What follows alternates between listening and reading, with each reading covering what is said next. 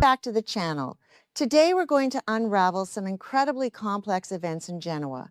Rumors are circulating around the Newman family, but what's the truth? In this video, I'll summarize the plot points that will be revealed in the next episode. Stay tuned to see what happens. Welcome back to our channel for another deep dive into the heart-stopping drama of Genoa City. Today is a thrilling day to unpack the explosive secrets, shattered alliances, and heartbreaking tragedies unfolding on our favorite screen. Let's dive right into the intense narrative.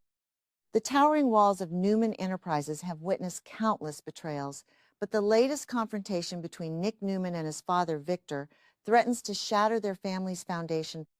Nick, still carrying the profound, unhealed trauma of his harrowing experiences in Las Vegas, stormed into Victor's office with a suffocating cocktail of rage and desperation. The revelation that Victor had been secretly colluding with both Matt Clark and Phyllis Summers to execute a brutal, calculated master plan was a pill too bitter for Nick to swallow. He slammed his hands onto the mahogany desk, demanding that his father cease this madness immediately. Nick pleaded for sanity, reminding Victor of the monstrous acts Matt had committed against their family, but the Newman patriarch remained stoic and terrifyingly unyielding. Victor's eyes were cold, his mind already 3 steps ahead in a game of corporate chess where human lives were merely expendable pawns.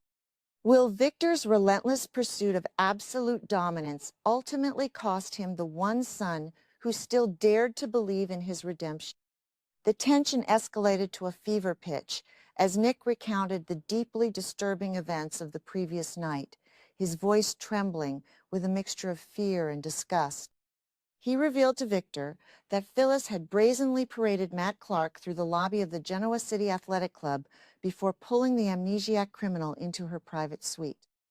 Nick described the terrifying moment he stood outside her door, pounding on the heavy wood, demanding answers, only to be met with deafening, mocking silence from the other side. The thought of Phyllis, a woman known for her lethal cunning and boundless ambition, harboring a man with Matt's violent instincts, sent a cold shiver down Nick's spine. He desperately tried to make Victor understand the apocalyptic danger of allowing Phyllis to weaponize a monster who couldn't even remember his own sins. What dark, irreversible conspiracies are being forged behind the locked doors of that luxurious suite while the rest of the city sleeps? Meanwhile, a completely different, yet equally devastating tragedy was unfolding within the sterile, suffocating walls of Genoa City Memorial Hospital. The Newman family, stripped of their corporate armor and reduced to a state of profound vulnerability, gathered in the waiting room to support their matriarch. Nikki Newman sat rigidly in her chair, her hands trembling as she awaited her consultation with Dr. Nowling. The air was thick with unspoken dread, every tick of the clock amplifying the agonizing suspense. Victor arrived, his imposing presence doing little to mask the genuine terror in his eyes as he took his place beside his deeply anxious wife. Doctor. Nowling's voice was gentle but laced with clinical caution as he reminded the family that the optic nerve is incredibly sensitive and highly unpredictable. He offered a sliver of hope, suggesting that the nerve might not have fully healed yet, and that her vision could potentially return in the future. Could this fragile glimmer of medical hope be nothing more than a cruel prelude to an absolute, inescapable tragedy? The moment of truth arrived with a suffocating heaviness as Dr. Nowling carefully began to unravel the thick white bandages from Nikki's eyes. Victor, Nick, Victoria, and Claire held their collective breath, the silence in the room so profound it was almost deafening. As the final layer of gauze fell away, Nikki blinked, her beautiful eyes staring blankly ahead into an impenetrable void. The devastating realization crashed over her like a tidal wave. The surgery had failed, and she was still entirely trapped in a world of absolute, unyielding darkness. A heartbreaking gasp escaped her lips, a sound of pure, unadulterated agony that shattered the hearts of everyone. The vibrant, fiercely independent woman who had commanded boardrooms and galas was now a prisoner in her own body, robbed of the light she had always taken. How will the proud, resilient matriarchs survive in a world where the light has been permanently and cruelly extinguished. The immediate aftermath of the revelation was a chaotic symphony of grief and desperate attempts. Victor, his booming voice cracking with uncharacteristic emotion, rushed to her side, promising to move heaven and earth, to hire the greatest specialists on the globe to fix this nightmare.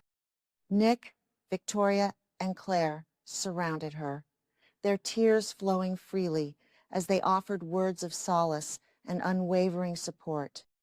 But Nikki, overwhelmed by the crushing weight of her new, horrifying reality, violently, she couldn't bear their pity, couldn't stomach the sound of their helpless reassurances when she knew that all the Newman money in the world couldn't buy back her son. She demanded to be taken home, insisting on facing this suffocating darkness alone, away from the prying, sympathetic eyes of the family she felt she was now a burden to. Can the Newman family's vast wealth and limitless power ever compensate for the devastating loss of their matriarch's fundamental autonomy? Back at the Newman ranch, the true horror of Nikki's condition manifested in a deeply private, agonizing breakdown. Locked inside her opulent bedroom, surrounded by a luxurious environment she could no longer see, the walls seemed to close in. The suffocating silence of the room was suddenly broken by a guttural, soul-tearing scream that echoed through the massive estate. In a fit of absolute, uncontrollable despair, Nikki blindly reached out, her hands finding a heavy crystal object, and hurled it with all her might toward where she knew her vanity mirror stood. The glass shattered into 1,000 jagged pieces, raining down like tears of a broken woman.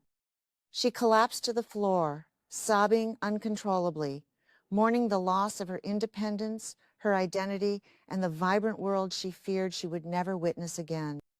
As the shattered glass reflects her broken reality, will Nikki's profound despair transform into a dangerous, self-destructive spiral? Miles away from the Newman tragedy, a different kind of psychological warfare was brewing inside Phyllis Summers' opulent. Matt Clark slowly stirred awake on the velvet sofa, his head pounding from the lingering effects of hitting the brakes too hard the night. As his eyes adjusted to the lavish surroundings, the confusing, fragmented reality of his amnesia washed over him. He was a man without a past, trapped in a city where everyone seemed to look at him with a mixture of terror and deep-seated hatred. Looking at Phyllis, who was watching him with the calculating gaze of a predator evaluating its prey, Matt expressed a desperate, urgent desire to pack up and leave Genoa City for good. He confessed that he didn't want to use her or be a burden, his survival instincts screaming at him to flee the toxic web of conspiracies that seemed to entangle everyone. Can a man with a history soaked in violence truly walk away, or is he forever bound to the bloody legacy of his forgotten? Refusing to let her newly acquired assets slip through her fingers, Phyllis smoothly deflected his concerns and insisted on buying him breakfast.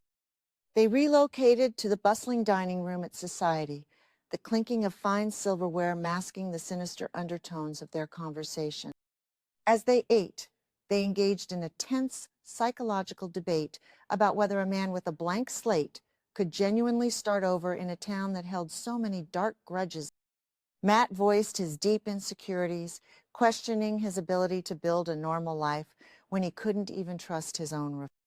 But Phyllis, a master manipulator, wove a seductive narrative, painting a picture of a future where his past didn't dictate his potential. She leaned in close, her voice a hypnotic whisper, assuring him that he had the power to rewrite his own story. Will Matt succumb to the intoxicating poison of Phyllis's promises, or will his dormant survival instinct? The psychological dance reached its climax when Matt quietly admitted that Phyllis had a terrifyingly persuasive way about her. She made him feel as though the impossible words she spoke could actually become his reality. Seizing the moment of his vulnerability, Phyllis pushed harder, urging him to believe in a fresh start that she alone could provide. With a confident, predatory smile, she officially offered Matt a high-stakes position working for her at her newly acquired company, Abbotts. Matt was visibly taken aback, his brow furrowing in confusion as he questioned his own qualification. He argued that he had no memory of any corporate skills, no resume, and no understanding of the cutthroat business world she thrived in. Is Phyllis genuinely offering a path to redemption, or is she merely forging a new lethal weapon to wield in her unending corporate world? Phyllis quickly dismissed his doubts, her eyes gleaming with a dark, strategic fire. She eloquently argued that the corporate world wasn't about spreadsheets and degrees. It was about ruthlessness, survival, and the ability to eliminate obstacles, skills she was absolutely certain he possessed in abundance, regardless of his amnesia. As she outlined the aggressive nature of the role, a chilling realization slowly dawned on him. He looked at the fierce, ambitious woman sitting across from him and understood the true nature of her proposition. Phyllis didn't want an executive. She wanted a mercenary. She was actively recruiting him to be her personal fixer, a blunt instrument to be used in her escalating war against Victor Newman. Will Matt accept the role of a corporate hitman, or will he turn his lethal, unpredictable skills against the very woman trying to leash him? While Matt sat in society, silently weighing the heavy, dangerous implications of Phyllis's offer, a far more immediate and terrifying threat was materializing at the Abbott mansion. The sprawling estate, usually a beacon of warmth and family unity, felt eerily cold as Tracy Abbott sat alone in the study. The glow of her laptop screen illuminated her anxious face as she meticulously prepared for a scheduled video call. This was no ordinary family catch-up. Tracy was bracing herself to come face to face with the devil incarnate. Through brilliant deduction, she had uncovered that the elusive Dr. Markham was, in fact, the notorious Martin Laurent, a man with a dark, twisted history and a lethal agenda. Her hands trembled slightly over the keyboard as she waited for the connection to establish, knowing that this conversation could alter the fate of her entire family. What horrific truths will be unleashed when the Abbott family's most gentle, compassionate soul comes face to face with a cold-blooded killer? Tracy's internal monologue was a whirlwind of terror and fierce maternal protective. She knew that Jack and Diane were currently caught in a web of emotional chaos and physical danger, completely unaware of the magnitude of the threat lurking in the shadows.